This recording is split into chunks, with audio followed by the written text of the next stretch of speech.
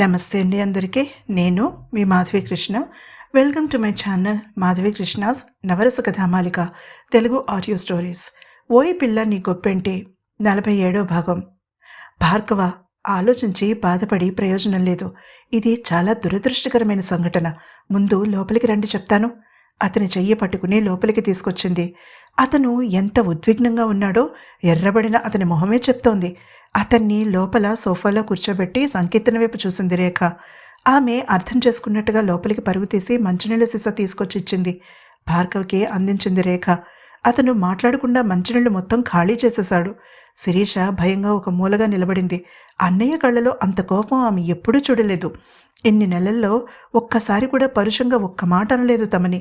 తాము ఎంత అతన్ని విసిగించినా నవ్వేసి ఊరుకునే భార్గవ ఈరోజు మండుతున్న అగ్నిగోళంలో ఉన్నాడు. అతని దగ్గరికి వెళ్లాలంటేనే భయంగా ఉంది. లేచి నిలబడ్డాడు భార్గవ.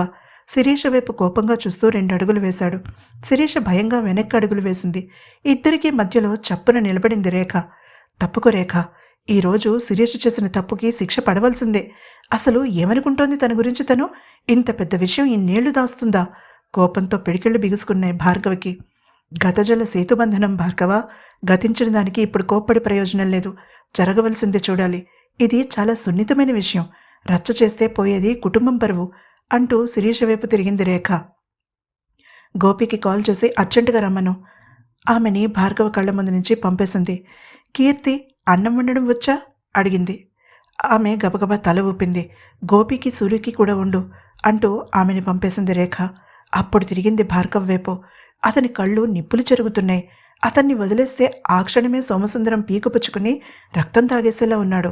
లోపల ఎంత భయం వేసినా బయటపడకుండా రేఖ అతన్ని ధైర్యంగా ఎదుర్కొని నిలబడింది. ఉన్నట్టుండి అతను గిరుక్కున వెనక్కి తిరిగాడు. ఆమె ఊహించినట్టుగానే. నేను వాడిని చంపేయబోతున్నాను అంటూ వేగంగా బయటికి వెళ్ళబోయాడు. ఆమె చప్పున అతని రెక్క పట్టుకుని ఆపింది.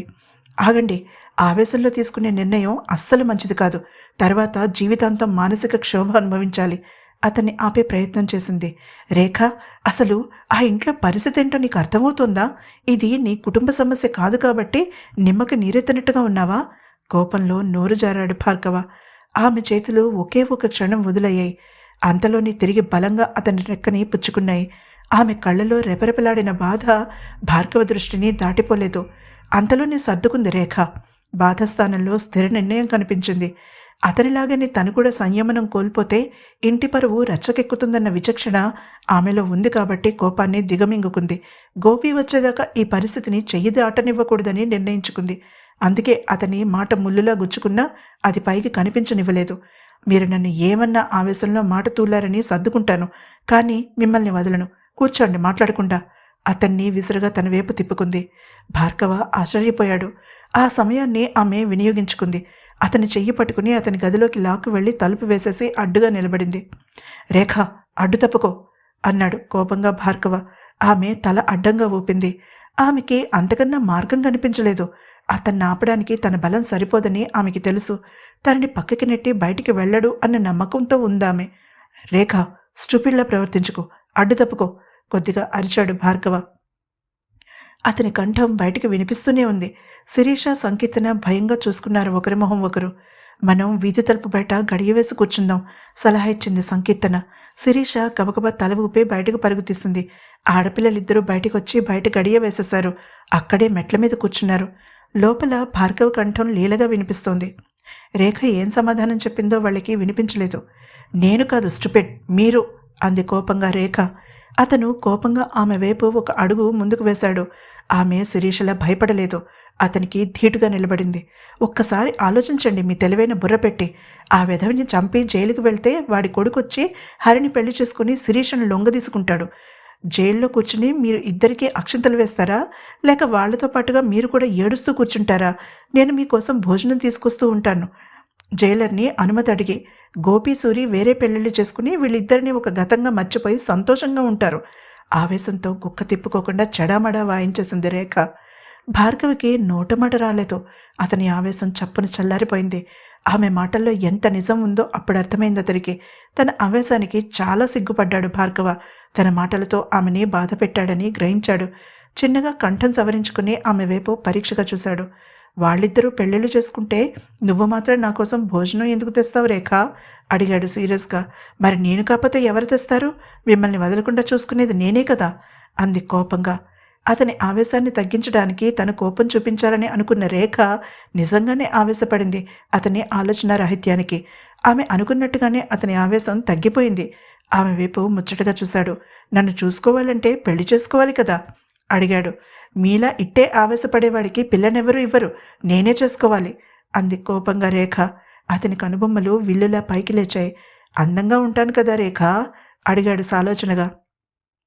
హఠాత్తుగా వాళ్ళ సంభాషణ ముఖ్యమైన మలుపు తిరగడం రేఖ గ్రహించలేదు. భార్గవ ఆమె సమాధానం కోసం చూస్తున్నాడు. అందంగానే ఉంటారు, కానీ అందం కొరుక్కు తింటామా చెప్పండి? అయినా మీరంటే బాగా ఇష్టం ఉంటేనే కదా పెళ్లి చేసుకునేది.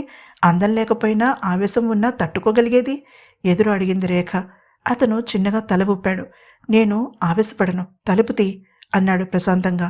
అబద్ధం చెప్పడం లేదే అని నమ్మకమేంటి? తలుపుకి ఆనుకుని గడియ మీద చేతులు వేసి అడిగింది అతన్ని. పెళ్లి చేసుకోవాలని అనుకుంటున్నావు, నమ్మాలి కదా నన్ను అడిగాడు భార్గవ. ఆమె కొన్ని క్షణాలు ఆలోచనలో పడిపోయింది. సరే, తలుపు తీస్తాను, నన్ను మోసం చేశారంటే ఊరుకోను అంది కళ్ళు పెద్దవి చేసి బెదిరిస్తూ రేఖ. తెలుసు, ఒక 2 కరాటే షాట్లు ఇస్తే నడుము విరిగి ఎందుకు పనికిరాకుండా పోతాను. ప్లీజ్ తలుపు తీ, శిరీష్తో మాట్లాడాలి బ్రతిమాలాడు భార్గవ. మరి తనని తిట్టకుండా కనుక్కుంటారా అడిగింది రేఖ. తిట్టను, ప్రామిస్. తనకి తన చెల్లికి మధ్యలో వారధిగా నిలబడి తప్పు చేసిన చెల్లెలి తరపున వకాల్తా పుచ్చుకున్న ఆమె వైపు ఇష్టంగా చూస్తూ మాటిచ్చాడు భార్గవ. ఆమె మెల్లగా ముందుకు జరిగి తలుపు గడియ తీసింది. బయట బండాగిన శబ్దమైంది. గోపి బైక్ మీద నుంచి దూకినట్టుగా దిగి లోపలికి పరుగున వచ్చాడు. సూరి స్టాండ్ వేసి అతన్ని అనుసరించాడు. బయట బిక్కమొహాలేసుకుని కూర్చుని ఉన్న ఆడపిల్లలని చూడగానే గుండె ఆగినంత పనైంది ఇద్దరికి. అక్కెక్కడా, ఏమైంది? శిరీష భుజాలు పట్టి కుదుపుతూ అడిగాడు గోపి. ఆమె కళ్ళు ధారాపాతంగా వర్షిస్తున్నాయి. సిరి, విషయం చెప్పాడు, అర్జెంటుగా రండి అని ఫోన్ పెట్టేసి మా గతేం కావాలో ఆలోచించావా కోపట్టాడు సూరి. సూరి మందలించాడు గోపి. సిరి, ఏం జరిగిందో కంగారు పడకుండా భయం లేకుండా చెప్పు, అప్పుడే కదా నేనేమైనా చేయగలను బుజ్జగిస్తూ అన్నాడు గోపి. హరిణి అక్కడ లేకపోవడం అతనికి ఎందుకో సరిగ్గా అనిపించలేదు. అంతలో లోపల నుంచి తలుపు తట్టిన శబ్దం వినిపించింది. మొహామొహాలు చూసుకున్నారు గోపి సూరి. ఒక్క అంగలో వెళ్లి తలుపు గడియ తీశాడు సూరి. ఎదురుగా రేఖని చూడగానే తేలికగా ఊపిరి పీల్చుకున్నారిద్దరు. అంతలోనే గోపి గుండె ఆగినంత పనైంది. హరెక్కడా అడిగాడు. ముందు లోపలికి రా గోపి. రేఖ కంఠంలో అధికారం అతన్ని ఎదురు ప్రశ్నించనివ్వలేదు. ఆలోచించకుండా లోపలికి అడుగుపెట్టాడు. అతని వెనకే మిగిలిన వాళ్ళొచ్చారు. భార్గవిని చూడగానే భయంగా సూర్య వెనుక నక్కి అతని చేతిని గట్టిగా పట్టుకుంది శిరీష. విచిత్రంగా చూశాడు ఇద్దరిని సూరి. అప్రయత్నంగానే ఆమెని దగ్గరికి తీసుకున్నాడు అతను. కళ్ళు గుండ్రంగా తిప్పాడు భార్గవ. గోపి కళ్ళు చుట్టూ వెతికాయి. హరి ఎక్కడా అడిగాడు మళ్ళీ. వాతావరణంలో టెన్షన్ని అతని మనసు ఇట్టే గ్రహించింది. నువ్వు కూర్చుని ఆవేశపడకుండా వింటానంటే చెప్తాను అంది రేఖ. భార్గవ గోపిని పరిశీలనగా చూస్తున్నాడు. ఎలా తీసుకోబోతున్నాడు ఈ విషయాన్ని గోపి? హరిణి నిర్ణయాన్ని ఆమోదిస్తాడా లేక కోపం తెచ్చుకుంటాడా? రేఖ తమ్ముడికి విషయం చెప్పడం ప్రారంభించింది. గోపి మొహంలో రంగులు మారడం అందరూ గమనిస్తూనే ఉన్నారు. గోపి మౌనం రేఖని గాభరా పెట్టింది. నువ్వు కూడా ఆ సోమంగారిని ఏమైనా చెయ్యాలని అనుకుంటున్నావా ఏంటి? తమ్ముడి చేతిని పట్టుకుని ఆందోళనగా అడిగింది. అలాంటి వాళ్ళని ఊరికే వదిలిపెడితే ఎలా అక్క? కానీ ఆవేశంతో 4 చావబాదడం వల్ల ప్రయోజనం లేదు. చిన్నగా నెట్టొచ్చి సోఫాలో కూర్చున్నాడు గోపి. ఆశ్చర్యపోయాడు భార్గవ. నిజంగా అతను తన చెల్లిని ప్రేమించాడా అన్న అనుమానం అతని మనసులో ప్రవేశించింది. కానీ దాన్ని బయటపెట్టే అవకాశం గోపి అతనికి ఇవ్వలేదు. అన్నిటికన్నా ముఖ్యం హరి సేఫ్టీ. ఇప్పుడు సోమసుందరం గారు హరిణి మీద 2 వైపుల నుంచి ఒత్తిడి పెంచుతాడు వినోద్తో పెళ్లికి. ఆమె తండ్రిని ఏదో చేస్తానని బెదిరించడంతో పాటుగా తల్లిని కూడా. హరిణికి వేరే ఆప్షన్ లేకుండా చేస్తాడు. ఈ లోపుగానే మనం మన ప్లాన్ని అమల్లో పెట్టాలి అన్నాడు గోపి.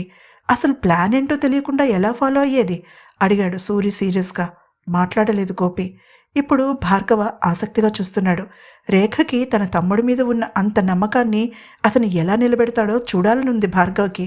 అందుకే లీగల్గా ప్రొసీడ్ అవ్వడానికి తన దగ్గర అవకాశం ఉన్నా ఆ విషయం బయటపెట్టలేదు భార్గవ.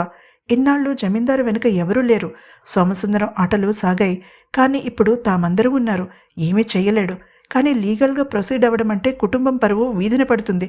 రేఖ చెప్పినట్టుగా కర్రా విరగకుండా పాము చావకుండా గోపి పరిస్థితిని ఎలా చక్కదిద్దుతాడో చూడాలి అనుకున్నాడు భార్గవ. హరిణి అలా వెళ్ళడం నాకు అసలు ఏమీ నచ్చలేదు గోపి. ముందు తనని అక్కడి నుంచి తీసుకువచ్చేద్దాం అంది శిరీష కోపంగా. అసలు ఈ పరిస్థితి నీ వల్లే వచ్చింది. నువ్వు ఈ విషయం ముందే చెప్పుంటే ఏదో ఒకటి చేసేవాళ్ళం అన్నాడు కోపంగా భార్గవ. శిరీష చప్పున తలంచుకుంది. శిరీషది తప్పు అని అతను కూడా ఫీల్ అయ్యాడు కాబట్టి ఏమీ మాట్లాడలేదు సూరి. కానీ ఆమె చేతిని వదలలేదు, గట్టిగా పట్టుకున్నాడు.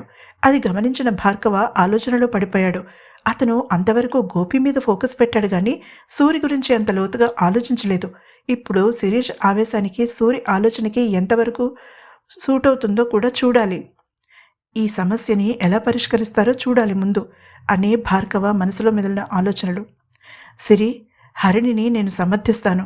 తండ్రికి ఒంట్లో బాగాలేకపోయినా ఇంట్లో నుంచి వచ్చింది కదా, ఇప్పుడు ఎందుకు వెళ్ళింది అనడానికి కారణం చెప్తాను గోపి శిరీష కళ్ళలోకి సూటిగా చూస్తూ చెప్పాడు. ఆమె ఆశాభంగంతో చూసింది గోపి వైపు. అతని హరిణి ఎందుకలా వెళ్ళిందని కోప్పడి ఆమెను వెనక్కి తీసుకురావడానికి ఉపాయం చెప్తాడేమో అనుకుంది. ఆమె మనసు అర్థం చేసుకున్నట్టుగా చిన్నగా నవ్వాడు గోపి. మామూలుగా అయితే నేను కూడా నీలాగే ఆలోచించాలి సిరి. కానీ నేను ఆమెని మనసా వాచా కర్మణ ప్రేమించాను.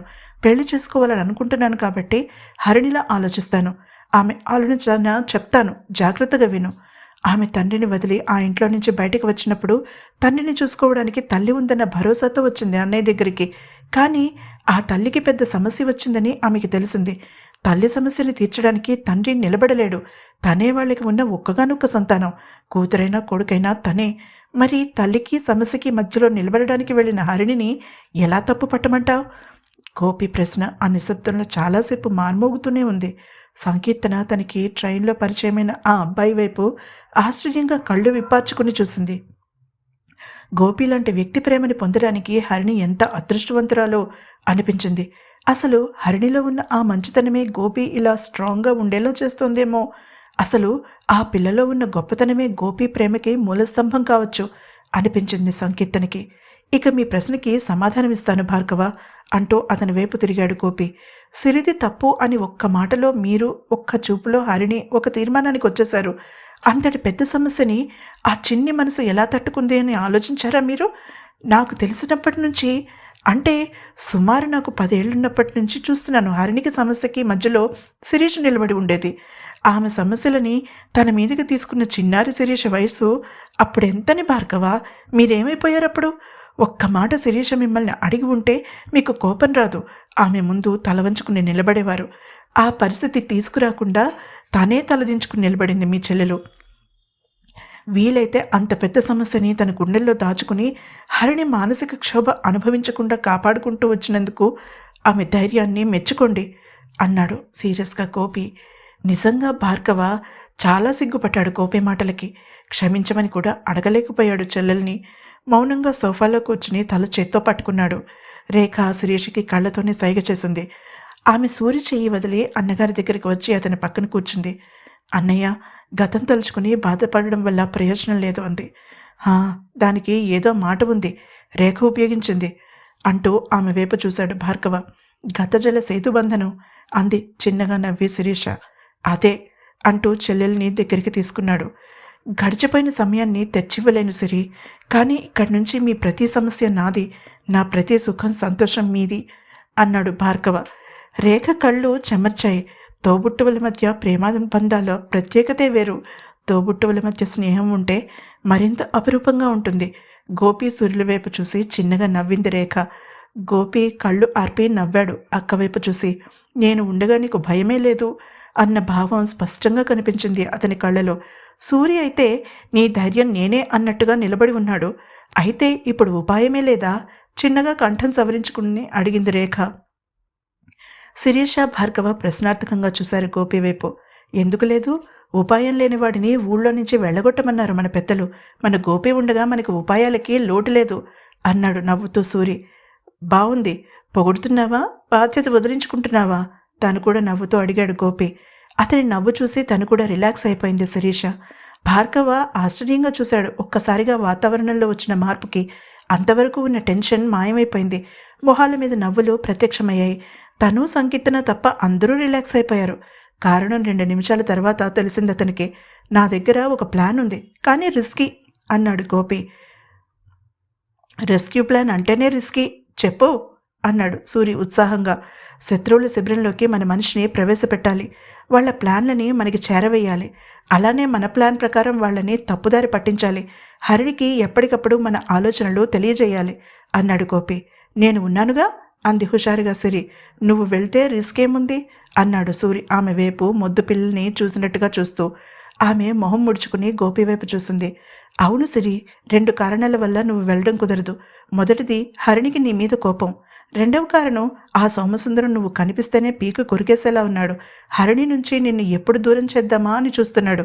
ఆ అవకాశం నువ్వే స్వయంగా ఇచ్చావు. ఈరోజు శాశ్వతంగా ఆ ఇంటికి దూరం అయిపోయావు చెప్పాడు గోపి. సిరి కళ్ళలో నీళ్లు చిప్పిల్లాయి. హరిణికి ఏ సమస్య ఉన్నా నేను పక్కనే ఉన్నాను. ఇప్పుడు నేను లేకపోతే తను ఎలా తట్టుకోగలదు? ఏడుపు కంఠంతో అడిగింది శిరీష. నీళ్లలో పడ్డాక ఈత నేర్చుకోక తప్పదు సిరి. నేర్పుదాం ఈత హరిణికి. తనకి ప్రాణంగా ఈతంటే అన్నాడు నవ్వుతూ గోపి. నీకు తెలుసా అడిగింది ఆశ్చర్యంగా శిరీష. తను చిన్నప్పుడు వాళ్ళ మధ్య జరిగిన సంభాషణ వినడం గురించి చెప్పాడు. ఆమె హరిణి కోరికని చెప్పింది. అయితే ఇదంతా జరగాలంటే మనకి ఒక ప్లాంటర్ కావాలి అన్నాడు గోపి సీక్రెట్ ఏజెంట్ లాగా. అందరూ ఆలోచనలో పడిపోయారు. అప్రయత్నంగా రేఖ కళ్ళు సంకీర్తన మీదకి మళ్ళాయి. గోపి ఆశ్చర్యపోయింది. ఎస్ అక్క, నా మనసులో మాట గ్రహించావు. సంకీర్తన అన్నాడు గోపి. స్థాణువై నిలబడిపోయింది సంకీర్తన. గోపి ఎలా ప్లాన్ చేయబోతున్నాడు తెలుసుకోవాలంటే తప్పకుండా తర్వాత ఎపిసోడ్ని వినండి. ఈ ఎపిసోడ్ కనుక మీకు నచ్చినట్లయితే తప్పకుండా లైక్ చేయండి. అలాగే నా ఛానల్ని సబ్స్క్రైబ్ చేసుకోవడం మర్చిపోకండి. తిరిగి మరొక ఎపిసోడ్తో కలుద్దాం. అంతవరకు సెలవు.